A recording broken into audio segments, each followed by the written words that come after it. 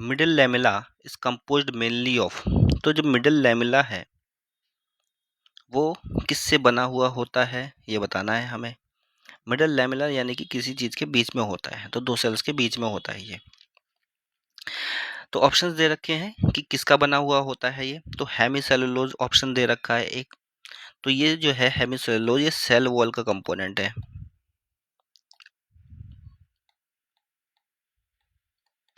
Middle lamella में ये नहीं पाया जाता है, इस वजह से ये गलत हो गया।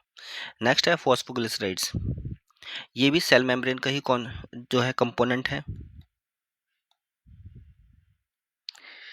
सेल मेम्ब्रेन कंपोनेंट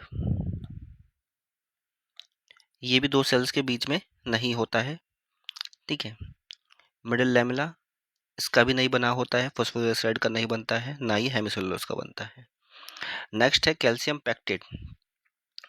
तो ये जो है ये राइट आंसर है, कैल्शियम पैक्टेट इसका ही बना होता है।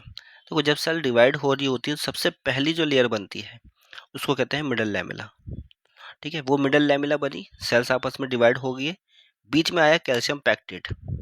तो कैल्शियम पैक्टेट जो है एक तरीके का जो है सीमेंटिंग मटेरियल का काम करता है, इसको कहेंगे अगर हम सीमेंटिंग मटेरियल।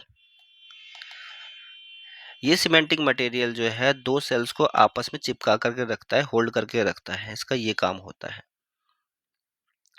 ठीक है। नेक्स्ट जो म्यूरामिक एसिड है, म्यूरामिक एसिड तो बैक्टीरिया के सेल्स वॉल में प्रेजेंट होता है।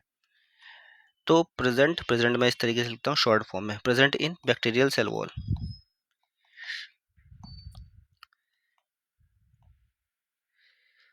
इस म्यूरामिक एसिड से आपका मिडिल लैमेला नहीं बनता है, तो ये भी रॉन्ग हो गया। मिडिल लैमेला किससे बनेगा, कैल्शियम पैक्टेट से। ये एक सीमेंटिक मटेरियल है, जब सेल डिवाइड होता है तो ये दो सेल्स को आपस में जोड़ करके रखने का काम करता है। राइट आंसर आपका है बी।